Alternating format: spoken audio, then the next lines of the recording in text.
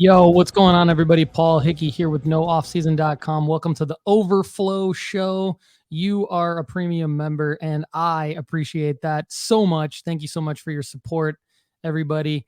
We've got a power-packed show today answering your questions to help you build your sports card investment portfolio. Unlimited questions for you, members of NoOffSeason.com. Don't forget to click the button on the website to build your sports card investment portfolio. Ask as many questions as you want, and we're going to get them answered here on the Overflow show. First, I want to give a shout out to Jason Tenzer.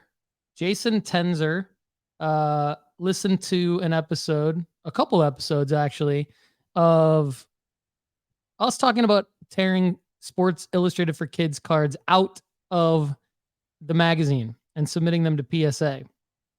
And then we had kind of a funny thing happen on the Sports Card Strategy Show and Tell a couple weeks ago, where our very own Ryan Painter showed us definitely how not to tear Sports Illustrated for Kids cards out of the magazine. So I'm going to do something I typically don't do on the Overflow show, but since Jason asked, I'm going to show you guys how to tear Sports Illustrated for Kids cards out of the magazine. Now, right here, you'll see that this is a Sports Illustrated for Kids magazine where I've already torn the sheet out.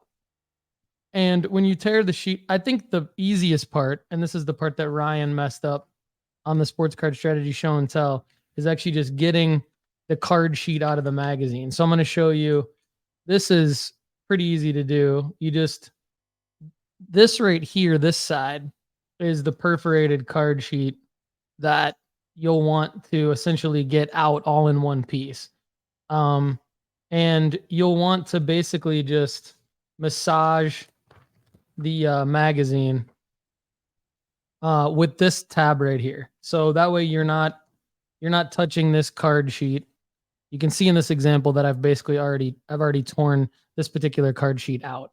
But what I'm going to do here is show you, if this were all in one piece, that would be ideal. And what you're going to do is just take this tab right here, the Sports Illustrated for Kids logo tab, or sometimes there's an advertisement on it. And you're going to use it to just take the entire sheet out of the magazine by the staples. If you need to kind of wiggle it, massage it a little bit, you could invest in a staple remover. That might be a little bit easier, but you should just be able to tear it out like this, right? Now, once you have the card sheet all intact like this, that would give you the ability to wiggle the perforation. I'm going to use the term wiggle. You want to wiggle the perforation to loosen the perforation, okay?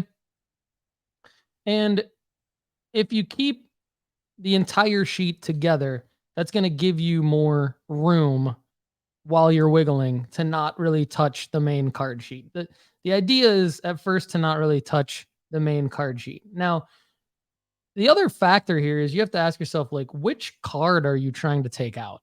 Because if you're trying to take out, say, the center card here, this happens to be an Austin Eckler card. Then and the cards to the right and the left of it don't really matter. Then you can kind of use the cards to the right and the left of it that don't really matter to do your wiggling, right? And basically what you're trying to do is loosen the perforation enough to just have it like easily spread apart without ever even touching the card. And I'll show you how to do that in a second. But, the Victor Wembanyama card, I believe, was the top middle, and Alyssa Thompson was the top left. So using that example, I wanted to wiggle on this side of this sheet, right? That's connected to the staples, because I didn't want to touch Alyssa's card and I didn't want to touch Wemby's card, but I knew I had to touch one of those two cards to get Wemby out.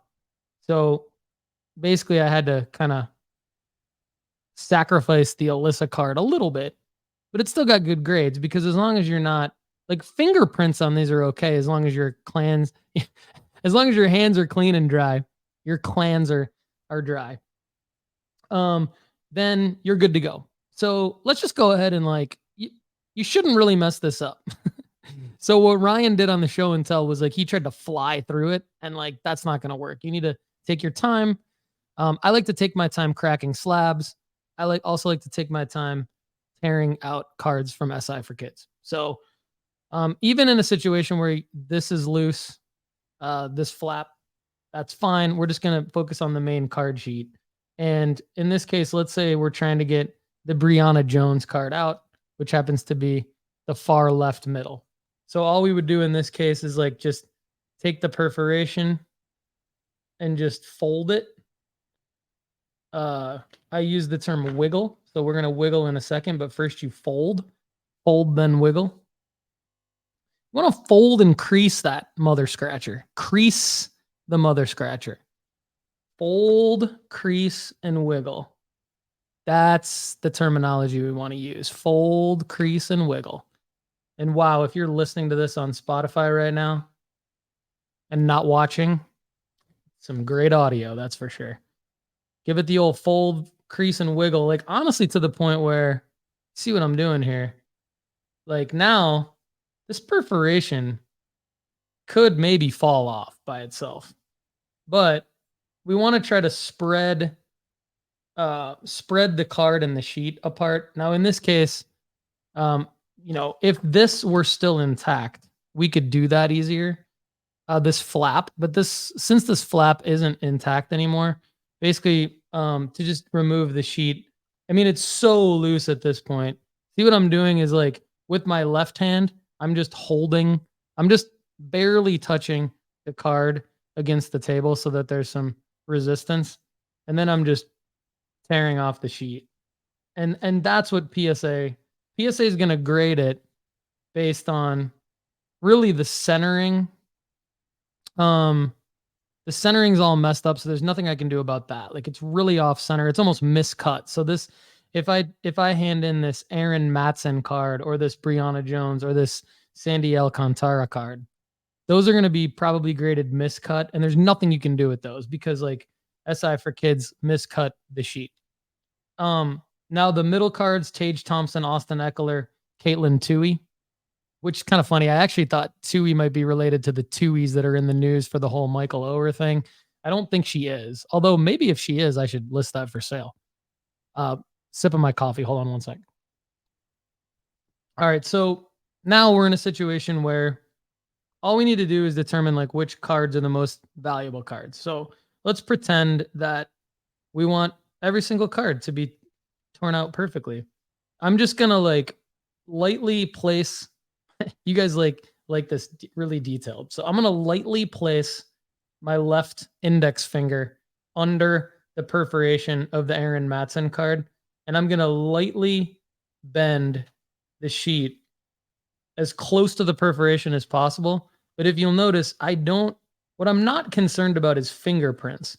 What I am very concerned about is not bending the card sheet. So Painter, in his example, was bending the shit out of the card sheet. We don't want to do that.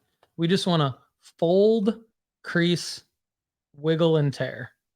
Fold, crease, wiggle, tear. See, now we're in a situation where I'm flipping the card sheet over. I continuously barely run my fingers along the end of the crease. See this? Boom. Flipping it over, running my fingers across, and then I'm going to wiggle. And as I wiggle, I'm wiggling only the perforation to loosen the perforation. Fold, crease, wiggle, loosen. Fold, crease, wiggle, loosen. We're almost 10 minutes into the show, and we've just said the words fold, crease, wiggle, loosen. Now, this is the key part that I've tried to describe many, many times unsuccessfully on the Sports Card Strategy Show and or the Sports Card Strategy Show and Tell. But right here on the Overflow Show, I'm going to show you guys how to do this. This is what I talk about when I talk about separating your hands. So again, your hands are clean and dry. You're not worried about fingerprints. You've folded, you've creased, you've wiggled, and you've loosened the perforation as much as you possibly can. Now I'm going to take a minute. I'm going to move all this stuff off my desk. I'm going to throw it on the floor. There you go. Now we're in a situation where I've talked about this before, where you've heard me talk about spreading my hands apart. See what I'm doing? I'm just spreading my hands apart. And that, my friends, when you have folded, creased, wiggled, and loosened, to the extent that I have, it's like butter. I mean, it is like melted butter on your steak, just absolutely sizzling, sizzling, sizzling hot, ready to submit the PSA. Oh, my shoes would maybe call this part of the 1-2 shakedown. I'm calling it the fold. What did I say? I don't even remember. Fold, crease, loosen, and wiggle, and then tear. That's it right there. And then you would just do this. You would repeat the process. So on this Aaron Matson card, where Painter was kind of bending the card, again, you're just going to kind of put your finger to give it some resistance, and then just fold on the crease. Only fold on the crease. This is exactly what I did with my Wembies, and they got really good grades. So you can trust me on this one. And if you really want me to tear out your SI for Kids cards for you and submit them to PSA, I could be your guy. But I'm already providing quite a few services, so I'm not sure I want to add that one to the repertoire. This one's super miscut. I'll show you in a second. But when you fold, crease, wiggle, and then loosen, like you don't even have to worry about a tear at all. And then it's just up to PSA at that point. But see how miscut that is? Like that's going to get probably like a 4. Well, it could get like a 6 miscut or a 5 miscut because the rest of it could grade well because I did such a good job tearing out the perforation with no issues. You could get lucky and have have it be one of the top cards. And then you don't have to worry about, you only tear it 3 times essentially there. All right, everybody. So that's Jason, my man, Jason Tenzer. Thank you for the question. We did that just for you because it came in today. And we wanted to get it on the Overflow show. So now, without further ado, we got to get to the questions that were submitted via the website, nooffseason.com. So up first is our main man, Buckeye Dill, Paul Schmitz. He says, I need to add Curtis Mead to my Bowman first prospects list. He's another player who I purchased at least 10 cards, and his call-up really didn't have much of an impact. Any advice on what to do with these players who didn't move the needle upon call-up would be much appreciated. I don't want to see a loss, and I don't mind holding if we think there could be some rise in their value in the next year. So yeah, this is a topic that we talk about very often, that you need to list for sale during pre-call-up hype or right at call-up. Curtis Mead maybe did not get that big of a bump, so Buckeye Dill is wondering, would there be more of a bump potentially in the future? Current list is Curtis Mead, Zack Gelof, and Tyler Soderstrom. So I'm going to bring in the guys now, and they're going to tell us what they think of Buckeye Dill's situation now. So let's bring in Chad first. Chad, what do you think? Do you think there's upside, Chad, with Curtis Mead or any of these other guys to hold and then sell maybe at a higher point than right now after not as much of a call-up hype as Buckeye Dill was hoping for? Hey, Buckeye Dill, and thanks for the question. Mead, Gelof, and Soderstrom are all prospects that we had high aspects and hopes for, and they haven't panned out the way that we wanted them to. However, in prospecting, there are hits and there are misses. The hits hopefully will outweigh the misses, and you end up making money in the long run. Sometimes you have to cut bait and run. Sometimes you hold a little bit longer and you come out okay. I think back to Jordan Walker. He had a slow start and went through a rough patch, and then he got hot, and his cards came back and did real well about a month after he hit the bigs. I think that's the case with Curtis Mead and Soderstrom. They are both struggling a little bit early on in their MLB careers.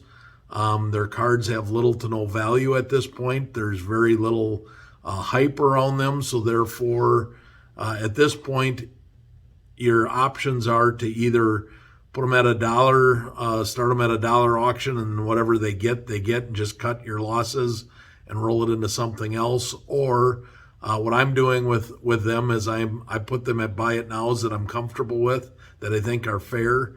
and I'm holding on to them because I believe that both of them will finish strong at the end of the year, and I think there will be a little bit of buzz, hopefully created around them end of August and into September, and that way their card prices hopefully will rebound a little bit. As far as Gelof is concerned, Gelof is off to a hot start. He's got a couple of home runs in his first 100 at bats in the MLB. There's been a little bit of buzz around him. His cards are starting to tick upwards a little bit. So if he can continue to hit the ball, you could see his card prices rise. The problem with Soderstrom and Gelof is they're on a really bad A's team, which doesn't create a lot of hype, and therefore they're going to have to do something spectacular. Hope this helps, and thanks. Keep the questions coming. Yeah, thanks, Buckeye Dill. And Chad, good answer there. I think it's one of those things where you are going to have to take some L's on these. Not all of these prospects are always going to pan out, and not all of them are going to get the call-up hype. There's only one top prospect at a time, literally. And, there can only be really a handful, I think, during any given major league season that are going to truly, truly spike. So basically what you're doing is you're either being super, super selective on who you're buying, and you're not going too deep. Maybe you have one flyer. To me, all three of these guys are flyers. They're all flat. They're all like in the flyer category to me. Whereas obviously Ellie was more of a sure thing, and that paid off. I think coming up, Jackson Churio and Jackson Holiday are the sure things. And so what's going to happen is, like, even though prospects are gaining value as they move towards a big league debut, not all of them are going to be gaining the value needed to truly profit, depending on when you buy them. So, like, if you would have bought Tyler Soderstrom super early, like not this year, but earlier than this year, you'd probably be in a different situation where you could crystallize some profits. Same thing with Mead. I know that to be a fact. But if you just bought Mead a few months ago, had his cards graded and things like that, you're in a situation where you're not necessarily going to profit unless he pops off, because not everybody is going to, within a 3 to 6 month window, gain that much value. So you have kind of two categories of prospecting. You have like buying really, really low and then holding for a long time and hoping that your penny stock pays off. Or you have like I'm going to go for like a big name guy who I know is going to get a ton of hype when he's called up. And that's typically where I am. So I would say, if it were me, I would hold no longer than the beginning of next spring training, or the beginning or the end of next spring training, rather. So that puts us in a March, April timeframe to sell these guys. I would hold no longer than that. That is going to be the last time that any of these three guys will have as much value as they possibly can, unless they do something spectacular in the big leagues, which I'm not going to put my money on. And so then I would move into something else. Now, what Chad said is, if you move into something else now, that puts you in a position where you can get that something else for less expensive than you would get it if you sold it in 2024. You're going to pay more for something else in 2024, because that something else should be one of the Jacksons. It should be Jackson Holiday or Jackson Churio. So the way that I would parlay my losses is I would take my losses. I would fold all that money into Jackson Holiday cards, Bowman Chrome Firsts, Bowman Chrome First PSA 10 specifically, Bowman Chrome First PSA 10 autos.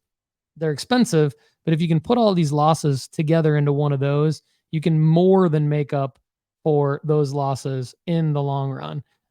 Lefty, what do you have to say about Buckeye Dill's scenario? Hey, Buckeye Dill. Unfortunate, yeah, we wanted Mead to have more of a bounce when he got here. And with all the speculation around both of these teams with your current list, I mean, if you got Zach, Tyler, and Curtis all on teams that are high in the news with media speculation, I would hold Zach. He has played incredible lately. Soderstrom, I think, will be a trade candidate or potentially a turnaround candidate once they get to Las Vegas, but that's a longer-term hold.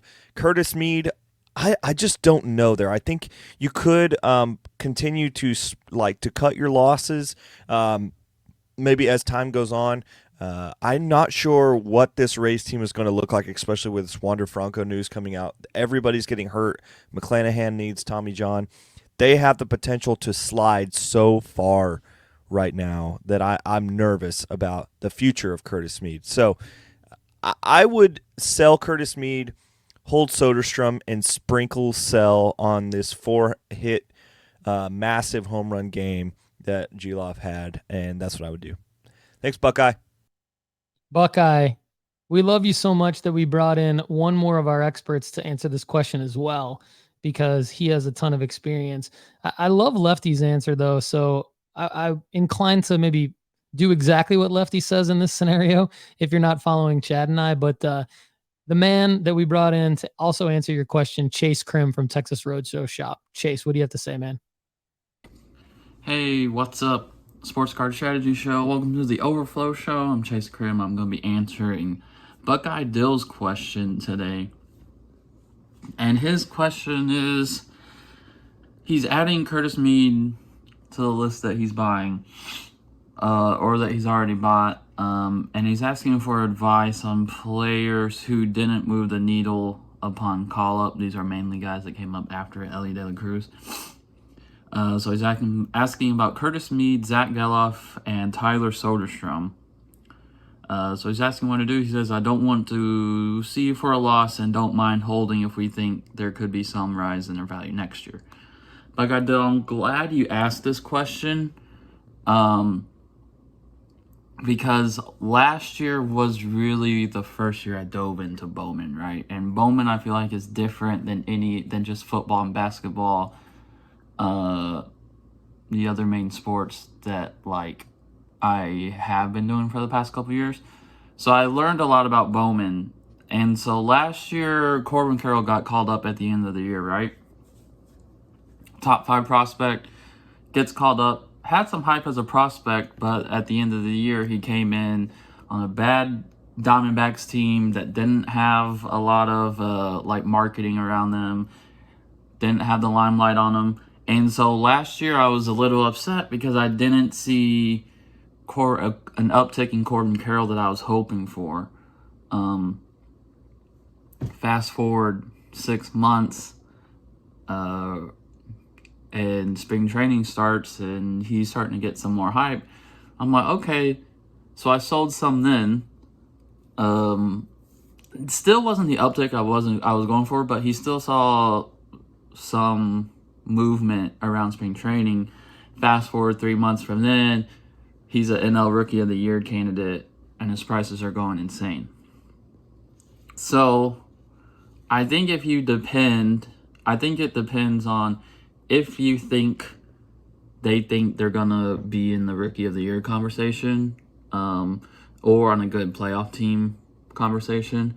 So looking at the list, I think Curtis Mead out of those guys is most likely to see an uptick like that. I do really like Tyler Soderstrom, but man, the A's are just so bad.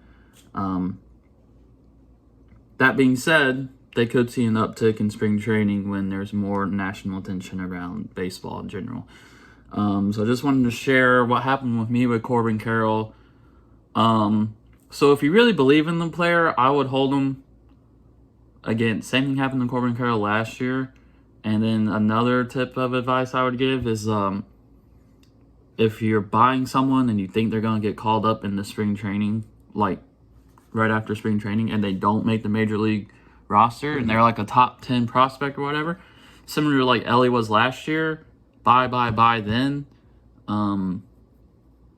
because their prices do go down, and once they get called up, obviously you see the spike that Ellie had.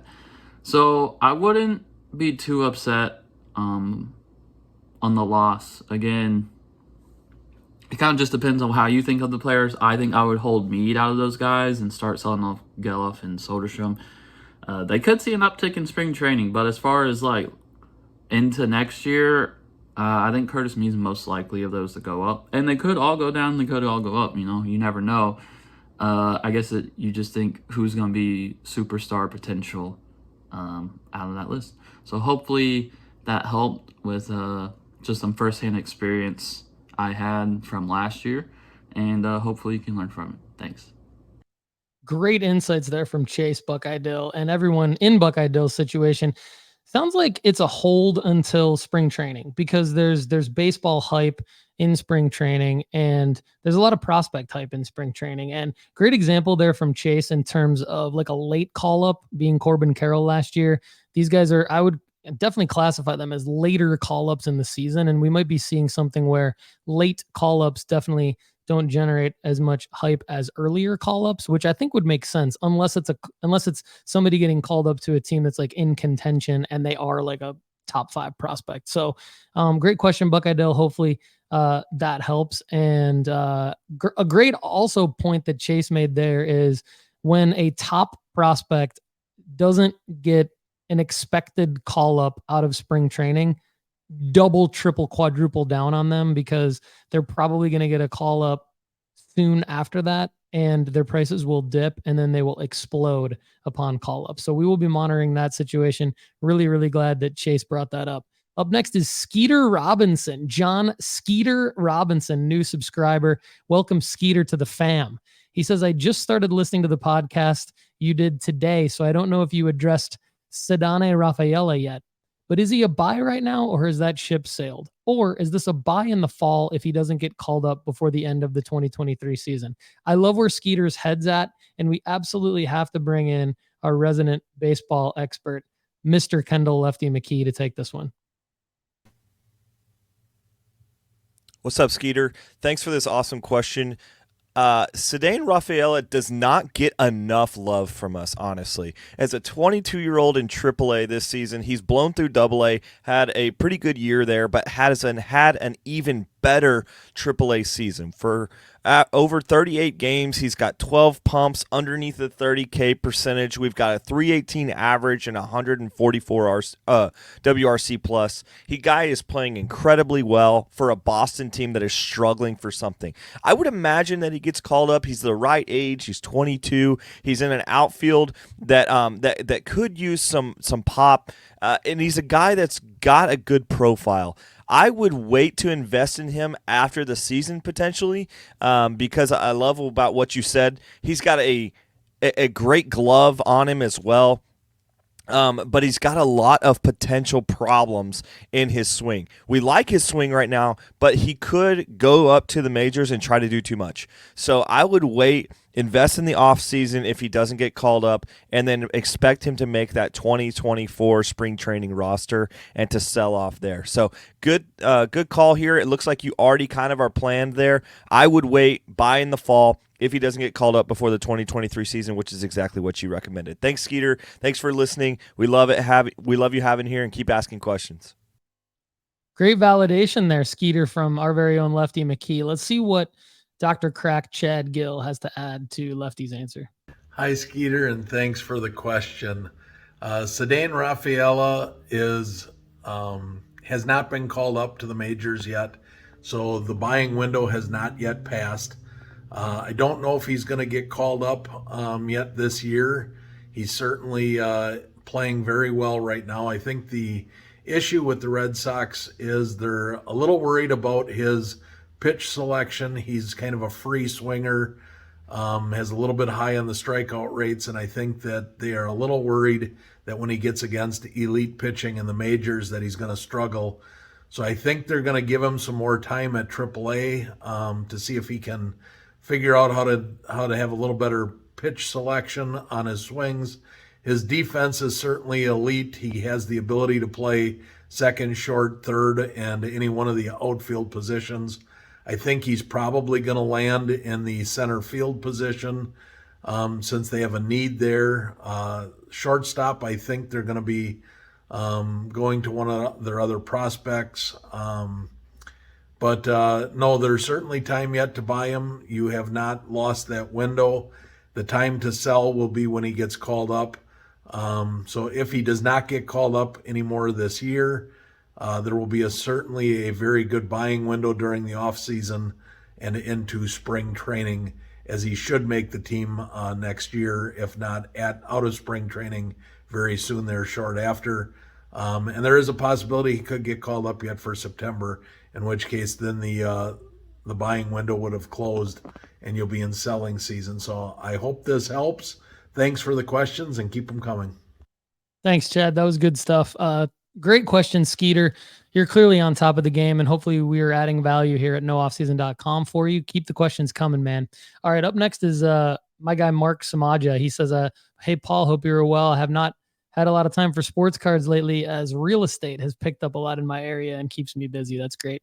My Corbin Caroll submission of 20 cards came back, and oh boy, it was not good. It sounds like an L for Mark. Gemrate should be about 66% according to gemrate.com. Got it. He says, I only got 6 of 20 comeback PSA 10s and the other 14 came back PSA 9. That's actually not that bad, Mark. I know that like you're expecting 66% from Gemrate, but it does depend on your cards. And the fact that you got all 9s and 10s is actually really good because 9s are typically a wash. They might be a little bit of a loss, of course, but then the 10s typically make up for that and you still profit. And having 6 PSA 10s of Corbin Caroll is a great thing. So hopefully this just isn't as much of an L. Hopefully this just isn't as much of a win as you would have wanted it to be, but that it's not an L, if you know what I mean. And then he also says, I received another submission back, 20 grades of Ellie De La Cruz, only 6 PSA 10, 10 9s, and 4 8s. The gem rate on that one, according to gemrate.com, was 77%. He says, I'm surely not having a good eye. I clean every card and I look at them with a magnifier. Are you or the team noticing if PSA is being much tougher on grades? And then he says, when should I be selling these? Thanks, guys, for everything that you do. I'm going to take this one first, and then I'm going to bring in Lefty and Chad for this because they have great feedback for you as well, Mark. But I would say you got to use the centering tool. So if you don't already have the centering tool, go to nooffseason.com, hover over grading tools in the main nav and click on centering tool and buy that. It's very cheap. It's like a sheet that kind of, it's like a see-through sheet that you hold over the card, and you can see if it's up, down, centered, right, left, centered on the back and on the front. That's key. That's a big reason why it would be a 9 instead of a 10. It's got to be pretty much perfectly centered to be a 10. I'm having pretty good success with PSA grades, to be honest with you. Like a 9 doesn't kill you. It doesn't make you profit. And if it's a big card and it's an 8, then that doesn't kill you. Meaning like if it's an auto or something, typically you'll still be able to see an auto rise in value with the player performance or the marker for the player. Show me the marker.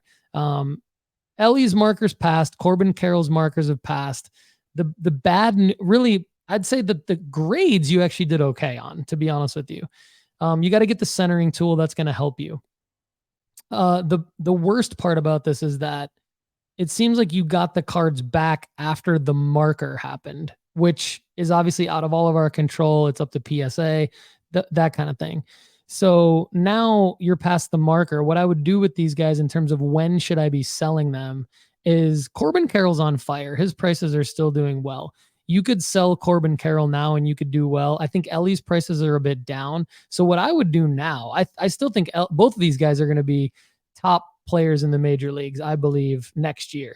So I would almost hold them until the beginning of the baseball season next year when there's just a ton of hype around these guys, and sell them around March, April next year. That's probably the play that I would make. So let's see what Chad and Lefty have to say. Who's up first? Chad is up first. Chad, what do you think about Mark's dilemma? Hi, Mark. Thanks for the question. Sorry this one didn't work out in your favor. From what I can tell, you should still at least be able to break even, if not still turn a little bit of a profit. What I would do is I would put one PSA 9 out there for a little bit, maybe $5 or $10 higher than the current last sale. And I would put a PSA 10 out there at about $25 over the last sale and wait for them to sell. You're coming into peak NFL selling season, so I wouldn't panic with them. I would not list them all at once. I would do one at a time as one sells, replace it, renew the listing, and do it all over again. Kind of rinse and repeat. I think you've got a good 4 to 6 weeks lead time before you have to panic with these cards. So I would get them listed, one PSA 9, one PSA 10. That's how I would do it. Hopefully you can still turn a small profit or break even. Good luck, and thanks for the question. That's actually great selling strategy by Chad. I kind of wasn't thinking through in my answer the fact that you have 20 of each of these. So I agree with Chad that you should probably offload the lower graded cards and then maybe keep a couple of the. If I could revise my earlier answer, I would maybe keep some of the PSA 10s for the beginning of next season, like 2 of each. I think that could maximize some of the profit you could get from this. But I agree with Chad that like with the 8s and the 9s, you should probably start selling those off one at a time. Lefty, what do you think?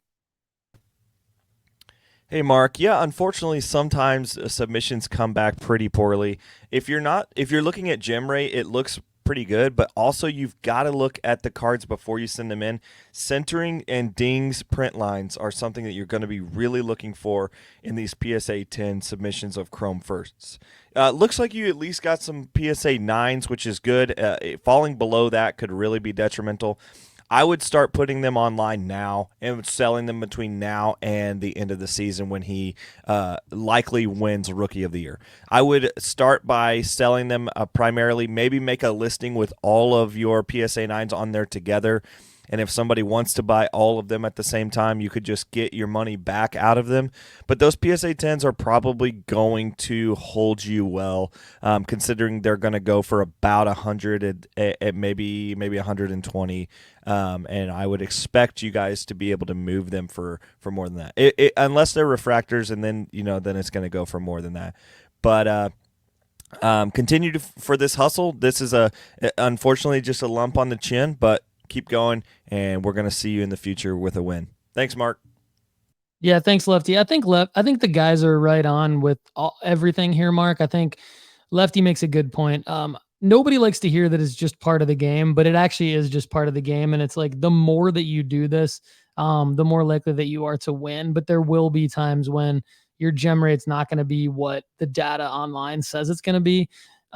We provide that data, and we think it's important because we think it's important to keep in mind, like if something is, for example, a 10% gem rate on like, I go to the Trevor Lawrence 2021 optic examples and his prisms, just god awful gem rate. And so I kind of consider it like, if I'm going to buy cards raw, what's the likelihood of me getting a card that could gem based on the gem rate? I don't think of it like it's going to reach that gem rate. I think of it like, what is the likelihood of me getting a card that could potentially gem? And then I get the card and inspect it like Lefty and Chad are saying. And then I think from there, now you're looking at kind of the gem rate again, right? So even if let's say you buy 10 cards, I think the likelihood that you would be buying cards that you would submit would be 60%. Then you're going to take 60% of 6, which now gets you down to about 4-ish, between, right around 4 cards, right? And so now you're in a situation where you're probably going to end up submitting 4 out of those 10. And then like, that's much closer to the number of 10s that you got. So hopefully that helps. And next up is Adam Rotler. Adam Rotler says, is there ever a time when getting an in-person auto would devalue a card? So let me clarify this question. He's talking about non-pack pulled autos. Sometimes they're also referred to as event signed autos, where you would be at an autograph signing that's an event, or you would be for minor leaguers, for example.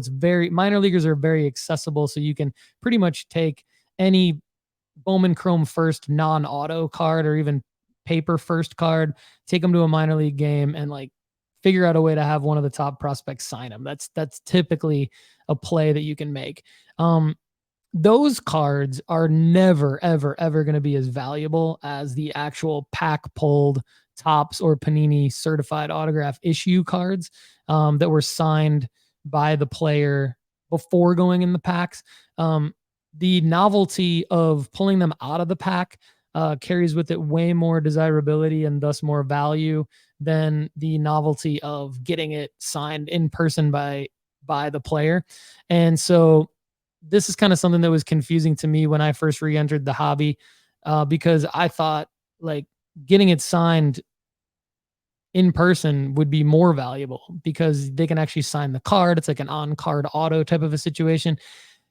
Long story short, it's just not. The market just doesn't pay as much for the in-person event signed non-pack pulled autos. And there's nothing we can do about that. You can't change the market. You have to go with the market and play the market as the market tells you what to do. So, yes, the answer basically is that inherently these cards do not have as much value as the pack pulled autos. I think your question is getting more into what cards would you not have autographed. I would say don't have any Prism Silvers autographed that could be a PSA 10.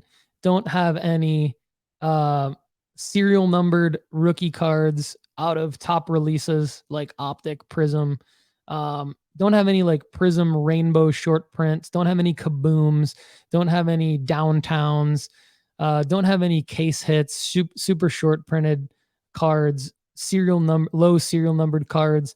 Don't have any of those cards ever autographed by the athlete because those are already desirable cards that collectors will want without the autographs on them. They will want to collect them as they stand, and they will see that an autograph, even in person, clean, nice autograph, even if it ends up getting slabbed by PSA with a high grade on the auto and a high grade on the card, it still might not sell as much as that card would have sold for, even just raw, like if it's out of 5 or if it's a Kaboom or any other kind of super short print, low serial numbered cards. It's just the way that collectors are, and collectors kind of don't want, it's almost equivalent to like getting something autographed but having like your name on it. Like now you've lowered your market to only people named Adam, right? Now you can only sell that item to people named Adam because it says to Adam on it. So I think that it's kind of similar to that. So anyway, short answer to your question is don't have any card that's already desirable signed. Now, would you want like a base Donruss or a base Optic, or even a base Prism, or even a Prism Silver that's like way off center that's not going to gem?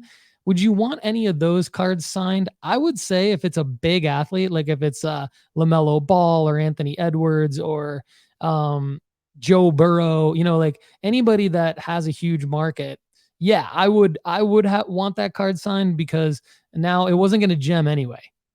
And it wasn't a super short print anyway. It wasn't a low serial number card anyway. So now what you're doing is you're taking a slightly okay, maybe desirable card with some potential upside. You're putting upside on it, and then you're wanting that autograph to be PSA DNA certified.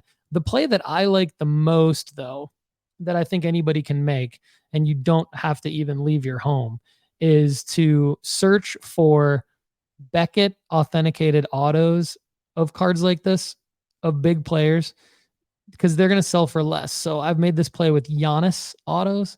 I've made this play with Anthony Edwards, LaMelo Ball. To go out and get those guys, pack pulled autos are super expensive. But to go get those guys event signed autos that are already BGS authenticated autos are much cheaper. Then what I do is I send that slab to PSA in the slab, and I just ask PSA to crack the slab and either only grade the auto or only authenticate the auto and don't grade the card. Now, all of a sudden, you've basically just flipped a BGS slab into a PSA slab, which is inherently more valuable. And then you're holding the guy for a performance spike. And then you probably can maybe not double your money, but you can probably make 20 to 30% on a play like that.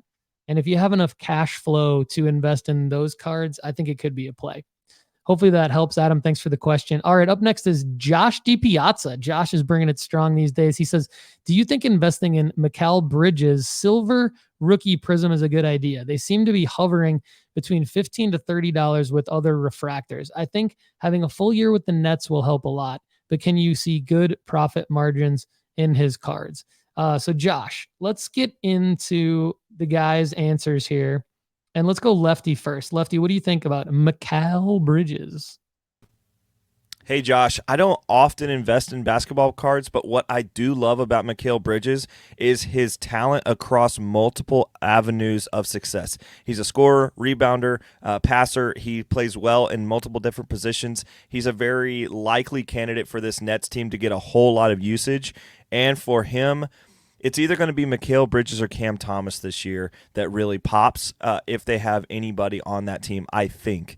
So my personal opinion is I think $15 to $30 on those refractors hovering there is probably good to get in on it. I think you could sell those for about 30 to 50 or maybe even more than that. So you kind of push it up one little avenue. So if you have margin and you're really wanting to watch Mikal Bridges, if you don't watch the Nets pretty regularly, I would say there's probably better investments than Mikal Bridges. But if you watch him regularly and you like the avenue of keeping up with his game daily, then yeah, I would sprinkle a little bit here. Not a guy that I'm willing to go full on in, but these are the kind of plays that set us apart. These are the kind of marginal plays that return big money even though they are marginally risky. So, Joshua, if you have the money for it, I would say go for it, but invest in caution. This guy is not a superstar. He is probably a star potential, and he's going to need the Nets to have quite a bit of usage rate go through him for his cards to go up, but he does have the talent, and he does have multiple avenues of success. This is what I love about sports card flipping. Exactly what Lefty said, and I'm so happy he brought it up.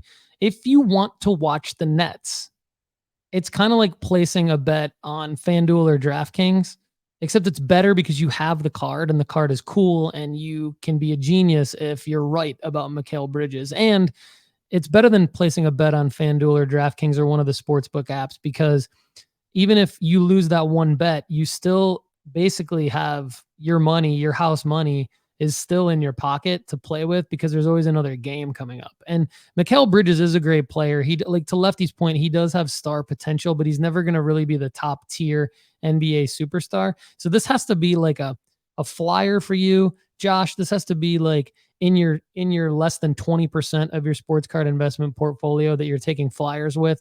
Your other 80% has to be more sure bets. And then you can take flyers with your 20% and maybe earn some more house money to reinvest in that other 80%. So I personally think it's a great flyer. But I agree with Lefty. It's got to be, if you want to watch the Nets and have fun with a little bit of skin in the game, I do like it.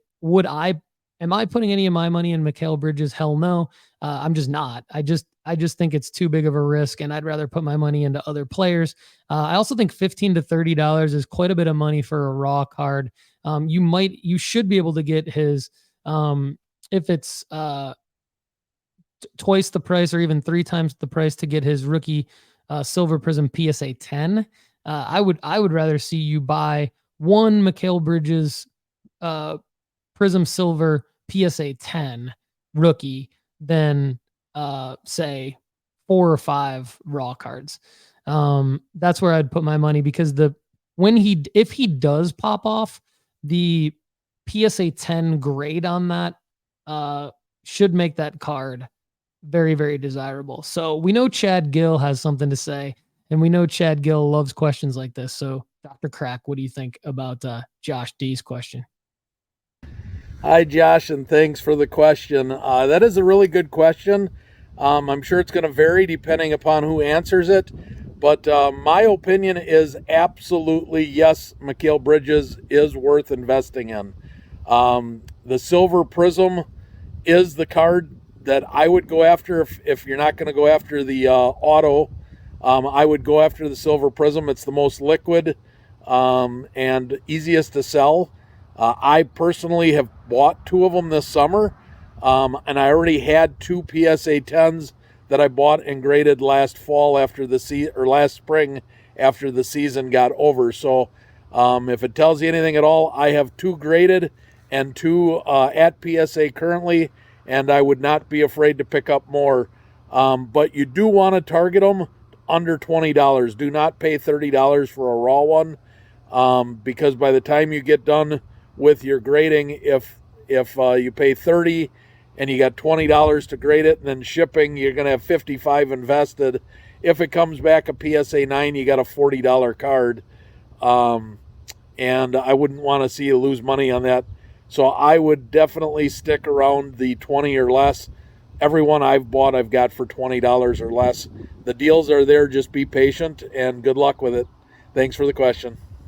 All right. So, Josh, you got us thinking here, man. And I think this is great content. Like, I think we might need to elaborate on this on the Sports Card Strategy Show main show. And I'll tell you why. Because when you look at Mikal Bridges's PSA 10 silver, like, according to Market Movers, the last sale was 3 days ago, and it was for $110 in PSA 10. To me, these are steals right now. Like, Mikal Bridges, Jordan Poole, their rookie Prism silvers in PSA 10 are right around $100 to $125 right now. And I would rather, for a few reasons. One, your odds of like getting, first of all, okay, let me back up. To make the play where this has to work economically, you have to submit 20 cards. So if you're going to buy, let's assume you're not going to buy 20 Mikal Bridges raw Prism silvers, but you're at least going to buy, I would think, at least 4 or 5. And then you're going to have all these other cards that you're going to submit to PSA. Your grading fee for the submission is going to be, let me just do the quick math. So it's going to be 19 times 20, which is 380. Plus you're going to pay probably, it's usually ends up being about $70 extra because of the insured shipping and a bunch of other things. So your submission is going to be $400 to $450. That's out of pocket cost just for the grading fee. Now you're probably going to get, let's say if you're lucky, out of the 4 or 5 Prism silvers, you get 2 Prism silvers back. And then we don't know what your other grades are going to be. So now we know that there's a lot of, we love grading, but there's a lot of risk involved in the grading. I see an opportunity to not only eliminate the risk by just going and getting the Prism Silver PSA 10 at between $100 and $125, but you also have to look at time on the calendar. So if you do a bulk submission to PSA right now, and you're probably going to be watching this on the weekend of August, somewhere between August 18th and 21st, Monday the 21st. So let's count 3 months from there. So end of September, end of October, end of November. If you're lucky, you're going to get your cards back by the end of November. Now, all of a sudden, okay, could be great because the Nets could be in this in-season tournament and they could win the in-season tournament and Bridges could be the MVP, and that could be a huge marker for him, or he could play really well and you could have your card, or you could not have your card back yet. I would eliminate all of that risk. I would just go buy, like, for that $400 grading fee, I would just go buy like 1 to 4 Mikal Bridges PSA 10 Prism silvers for the same amount. And I would just know that you have them to sell at any point when his pricing goes up. You don't want your card to be at PSA when it's the time to sell that card. So I think you've got us talking about a great topic here, and I really appreciate that. So thank you, Josh, for the question. And up next, okay, we have one more question from Josh. He says, sorry for the second question.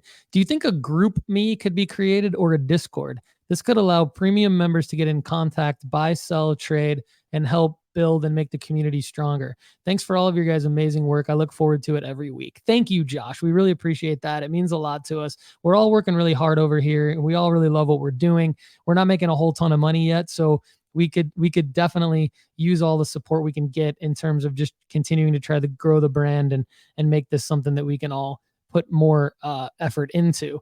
The more money that we do make, the more effort we're obviously going to be putting in and reinvesting that money into the product. So we appreciate that. Love the suggestion. We actually do have a Discord and we have a Facebook group. We haven't really utilized either properly yet. And so I could see us inviting our premium members into the Discord and seeing what happens. So your feedback on that is appreciated. And I would love to have Connor, our new head of content, and Sonia, our head of engagement, maybe reach out to you about that, just to kind of, maybe you can help us foster some action in the Discord. So stay tuned for that. And thank you so much, Josh. Up next is Ryan King. He's a long time premium member. We appreciate you, Ryan. We don't get too many questions from you. When we do, we want to make sure that we come through for you. So he says, please take a look at this potential trade. We like this. I have Josh Allen. I'm going to pull up the picture. He says, I have the Josh Allen. I value the Josh Allen at 5,300. The other guy wants the Allen and $700 for a Kobe Mayo Bowman Chrome out of 5 auto. So these are huge cards. So here's the Josh Allen. And it is a 2018 Panini Contenders number 105, Gem Mint 10, Auto 10, rookie ticket auto. It's called the No Feet autograph. So it's a photo variation of No Feet Josh Allen, 2018 Panini Contenders, 10-10, No Feet. Great card. That is phenomenal. So Ryan values the Allen at 5,300. The other guy wants basically 6,000 worth of value. He's into the Allen for 4,000. Here's the Mayo.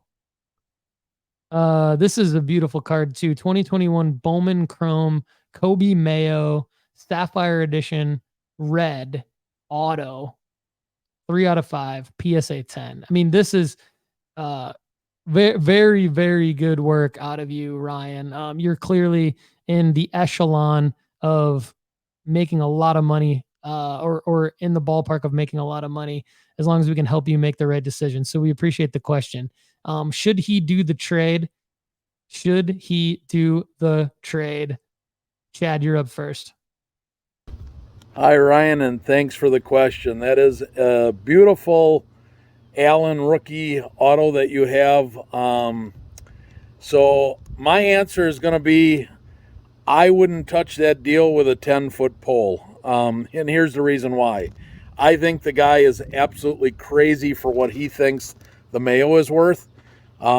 Your card, the two most recent sales were of 5,200 and 5,250. So I think and they were both within the last 30 days. So it's very easy to establish a value for the Josh Allen. It's a $5,200 card all day long, and it's probably going up as the NFL season starts.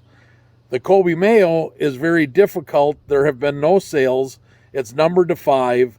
There was a numbered to 50 that sold for 700. Many people will use the multiplier. I don't like the multiplier. I don't think it gives you an exact value. I like to look at what other players similar have sold for. So here's what my research found. All sold within the last 30 days. Jordan Lawler, numbered to 5. Bowman Chrome. These are all Bowman Chrome first.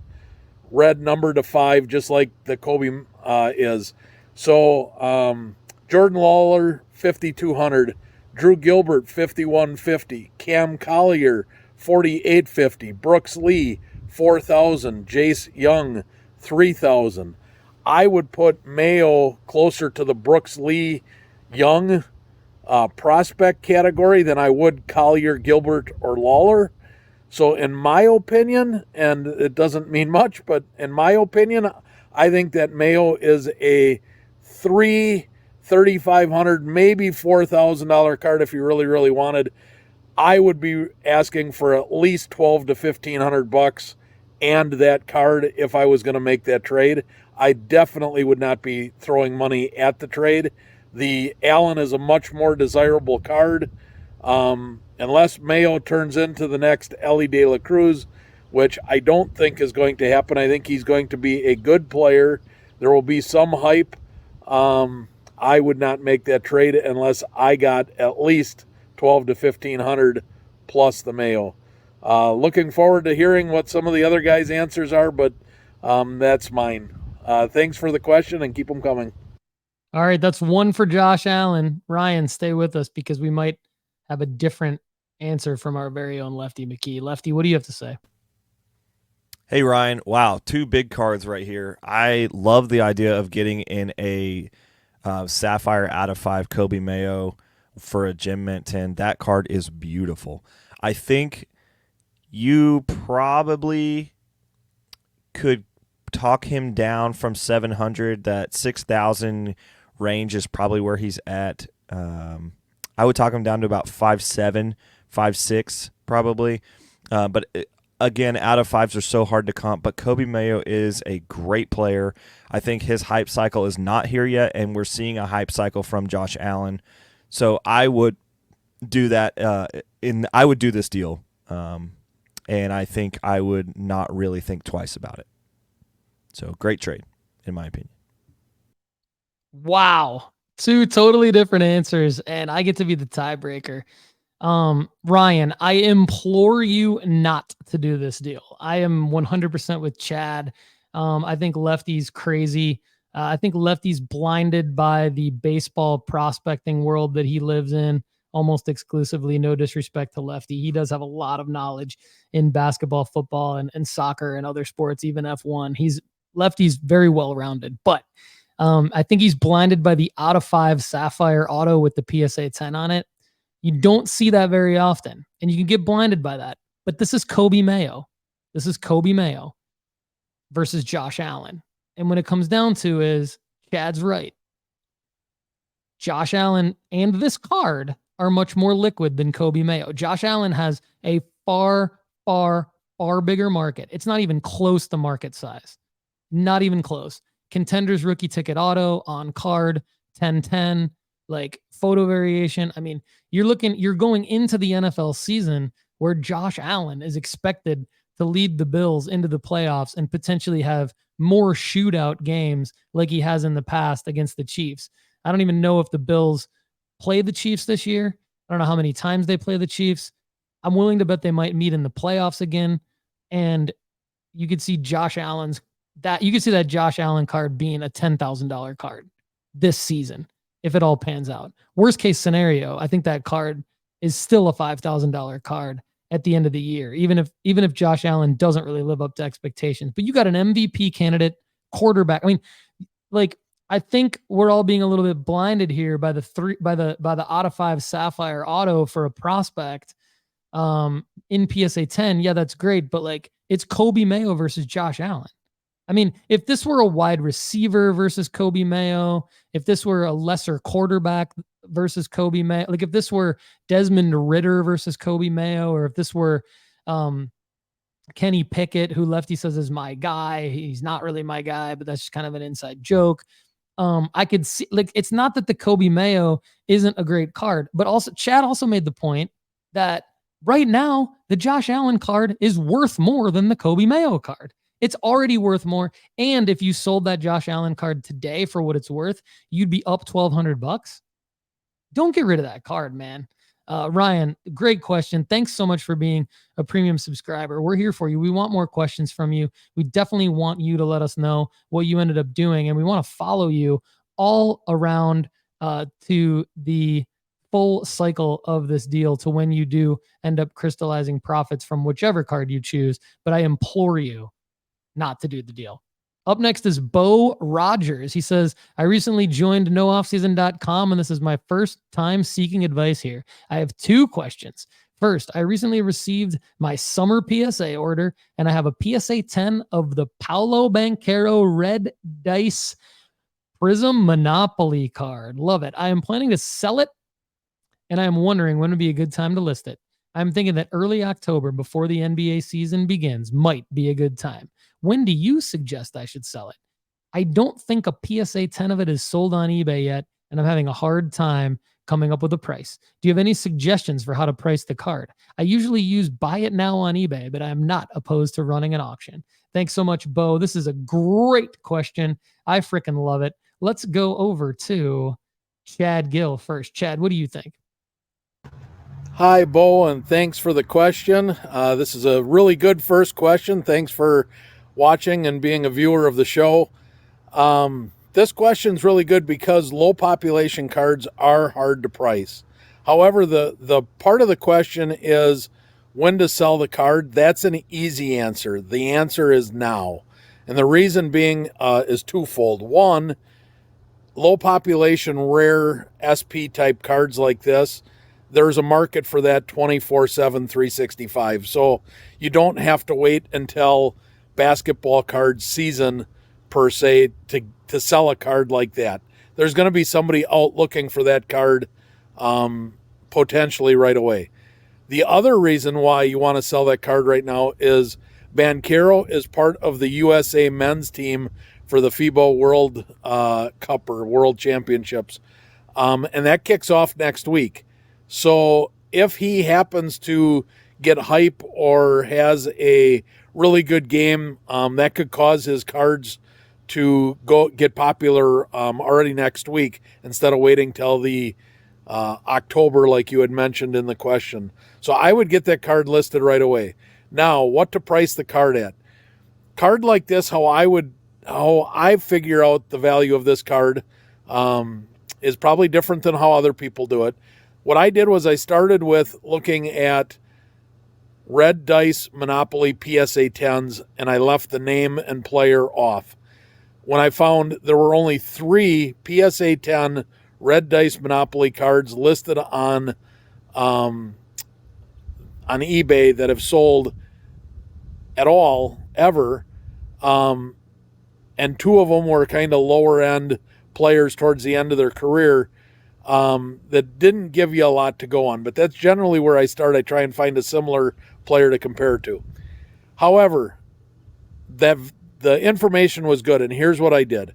So all 3 of those players, I took the values that they sold for as a PSA 10 Red Dice on eBay, and I compared it to their 2022 Prism, Red Prism PSA 10s, and all 3 of them had Red Prisms PSA 10s that have sold. So what I did was I did a factor or multiplier, and almost all of them were identical. They were all a little bit over 3x of what the Red Prism sold for.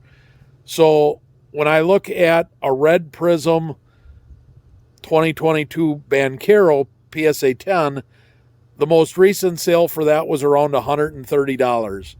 So you take a little bit better than 3x, that puts you in the $390, $400 range. So how I would price that card, I would price it right now at $495 or best offer. A little bit of hype, or the closer you get to the season, I believe those prices are going to come up a little bit, and I don't want to sell the card too cheap, being it is such a short print. So if that's my card, I list it right now at $495 or best offer. Hope that helps, and keep the questions coming, and good luck with the sale. Love it. Chad does or does not believe in multipliers, because he said that he does not believe in multipliers, but he's using a multiplier to help Bo price that card. I'm kind of joking. I understand that there's context around all these scenarios, but Bo, I think that's a great answer from Chad, and I tend to agree with him. Lefty, what do you think? Wow, incredible Paolo Banchero card here. This is what you want to see when you come back from a PSA order. There are so many people that get wrecked by PSA orders, but this turned out in a massively good favor for you. I would sell it early on in the season. A lot of people are looking to get Banchero and try to accumulate him. So I think a lot of people are really pushing for him to have a stellar sophomore season, which I think he could do really, really well this year and surprise a lot of people, even from what he did last year. He's an extreme talent. I would say list it as a buy it now for higher than you want to sell it for, and just field offers as people come in. I would even list it now for way more than you expect it to go for in October, and just see what you're comfortable with, see what your margin is, and kind of have it written down. What I like to do is if I have a big card that I have money in that I know is going to go for more than I have in it, I put a sticky note on my desk that says if a buy it now offer comes in over X, I will accept it. That gets me away from greed. That gets me away from in the moment trying to upsell somebody. I look at my convictions and I say, okay, I can make a good play if it's sold for over this. And if a buy it now comes in for over that or that, I just accept it no matter what. So thanks for this awesome card. Thanks for the conviction play. Thanks for coming in and being a part of nooffseason.com and what we're doing here at the Sports Card Strategy Show. And we love having you both. Thank you. Good work, Lefty. Lefty uses Post-it notes. You learn something new every day. Even when you've known somebody for a long time and you talk to them every week, multiple times every week, you learn something new about them. So Lefty, actually, I have a great, I have my own version of what Lefty does with that. So Bo, I think we loaded you up there with great information, man. Keep the questions coming. All right, up next, we had a question come in from Craig's Cards 11 that we answered on the Sports Card Strategy Show earlier this week. But I wanted Chase Krim to answer Craig's Cards 11 question on the Overflow Show. So Chase, why don't you queue up Craig's question for us one more time and give us your answer? Thanks, man. What's up, Sports Card Strategy Show, or the Overflow Show, to be more exact. I'm Chase from Texas Roadshow. I'm going to be answering Craig's Cards 11 question. He has a couple questions here, so I'm going to read it, and then I'll answer it one by one. So he asked, what premium do you put on a jersey number serial numbered card?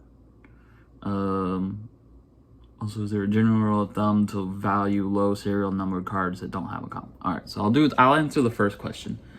The jersey number premium, there's definitely, yes, it will sell more than the regular one, 100%. Don't let anyone tell you that it doesn't. It just depends, honestly, on how collectible the player is, and, you know, if it's a low-end card, if it's a high-end card. For example, I'll put a screenshot here. We had like a Carmelo Immaculate auto that we sold that was jersey number out of 25 that sold for a little over 2K, I think. And the sale before that, it was the redemption card, which will go for less than the actual card. That sold for 400. So we bought the jersey number at a show, thinking that the actual, so the redemption sold for 400. We thought it would be 500 to 600. We're like, all right, let's do like a 1.5x multiplier on that. So we're thinking it's like 800 and 900 bucks. We pay 80% of that number. This is what Chase is talking about. Carmelo Anthony 2021-22 Immaculate Signature Moves auto. So it's jersey number 7 out of 25, 1 of 1. Sorry, Chase, keep going. List it and it sells for 2K, right? So that's like a 5x increase on what we actually thought it would be, which is crazy. I'm not saying all cards are 5x. I think that's just the most extreme case that I've had experience with. I would say on average, like probably 1.5x would be like a safe always scale. And then obviously if it's like a more collectible player, that will always go up. And if it's not, then you could get less than that. Like Chad mentioned, 10 to 20% increase on the card that he had. I will recommend moving those on auction because if you take that card to a show, we have many jersey number cards. We don't even take them to shows anymore because no one wants to pay the premium in person. That being said, if they have one that they're trying to sell you, they want like 2x for it, right? So I'm always, jersey number card, I recommend always auctioning it. Then you get the true value. You don't have to worry about, oh, did I sell that for too less? Did I maybe rip a friend off that I sold it to? You know you're getting the fair market value when you auction it. Yeah, that's a great point. Here's the other thing I want to say about what Chase is talking about is that for this Carmelo example that he has, it's listed as jersey number 7 out of 25, jersey number 1 of 1. So the listing, now the index value of it on Card Ladder is 580. For like the other 24, the average of like whatever the other 24 would have sold for is $580. This one sold for $2,100. So that's to clarify Chase's example here. But the listing says Carmelo Anthony 2021-22 Immaculate Signature Moves Auto, number 7 out of 25, jersey number 1 of 1. So I think that's an interesting strategy to list it as jersey number 1 of 1. Chase is going to take the second part of Craig's question here. So it just depends on the card. And the next question, is there a general rule of thumb, the low serial numbered cards that don't have a comp? Say there's a recent BGS 9510 sale, what would you think a 10 would be at? So typically what me, Cody, and Austin do, the Texas Roadshow employees do, again, this isn't for every card, but just the general rule of thumb is raw to PSA 9, we do a 1.5x. That one's come under scrutiny a lot because lower end cards really don't see that much of a PSA 9 bump. But the higher up you do, say you have like a nice RPA of someone, a PSA 9 will get a lot more than just a raw will. But we do 1.5x for a 9, and then raw to BGS 9 we do 2x, and then raw to PSA 10 does 3x. Now everyone has their own multipliers that they use. I'm just saying that's what we use, and it doesn't work all the time. Sometimes you only see a 2x bump from a PSA 10 to raw. Sometimes you'll see 4x. So for example, if it's like $100 card, we would put a 9.5 at 200, and we would put a PSA 10 at 300. So that's like a 200 jump to 300 jump. What is that? I guess that's a 50% increase from a BGS 9.5 to a PSA 10. So that's what we would use. And on the general rule of thumb on low serial numbered cards, there's a couple steps you can take. For one, I'd recommend getting Card Ladder, Alt, Market Movers, one of those three, and then you can pull up previous sales ranging back from multiple years, whereas the eBay 130 point only takes from like the last couple months. So if you don't already have one of those three, get it. It's worth the money. Trust MarketMoversApp.com. Use the promo code no offseason to save 20% for life. me. If you can't find any comps on that, look up a similar player of the exact same card, right? If you have a Manning Gold out of 10, look up what a Brady Gold does out of 10.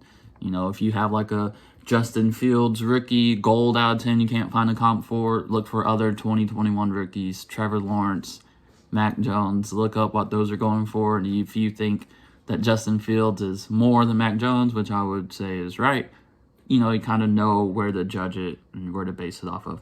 If you can't, then you would look for like Justin Fields. Okay, Justin Fields doesn't have an out of 10 sale. What does the same card Justin Fields out of 25 do compared to like an out of 99? And then kind of use like that percentage to like scale it up. So that's what I would do. And it seems like as of late, raw does more than a 9. Again, it kind of just depends on what market you're in. For instance, like cheaper, let's just say you're looking at Bowman Chrome Autos, under $50, a lot of raws will sell more than PSA 9s, but as you scale up your budget, that's when you'll see like that 1.5x multiplier on PSA 9s to raw. But just go off recent comps. Never take one comp as like a defined answer. Always look at the general multiple sales of it. That way, if there's an outlier that like someone shilled and didn't pay for, you can kind of consider all the other comps into that. That being said, if you see a PSA 9 and you see a raw on eBay for the same price, take the PSA 9, in my opinion, all day. If that card does blow up, let's just say it's like a $50 Bowman Chrome Auto, he gets called up, it's $500, then you will see the benefit of having the PSA 9 instead of a raw. And then because people are going to want that $500 card graded, right? They're not going to want it raw. So then you have to get it graded. Maybe you lose out on the potential hype because it's at grading.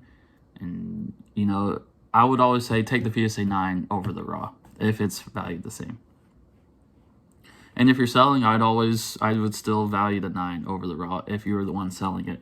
Don't let anyone tell you because it doesn't make sense that the base does more than a 9. So that's just my opinion. Hopefully I answered all those questions.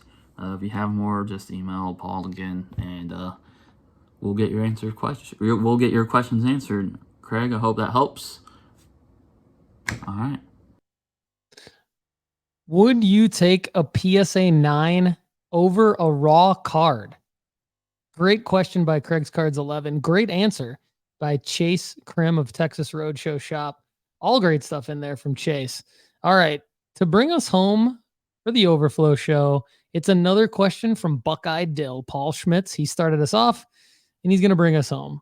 He says, I'm not a big ripper of wax, but while we were in Barnes & Noble last night, my daughter picked me out one Topps Chrome Blaster.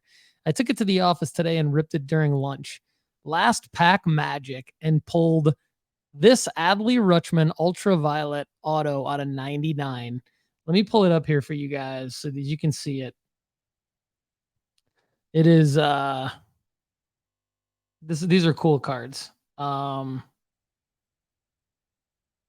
You're going to see it here right now. Okay, so this is it right here. Adley Rutschman Auto out of 99. It's called the Ultraviolet All-Star. So Buckeye Dill goes on to say, he says it's better than a case hit, and odds show it to be 1 out of every almost 14,000 hobby packs.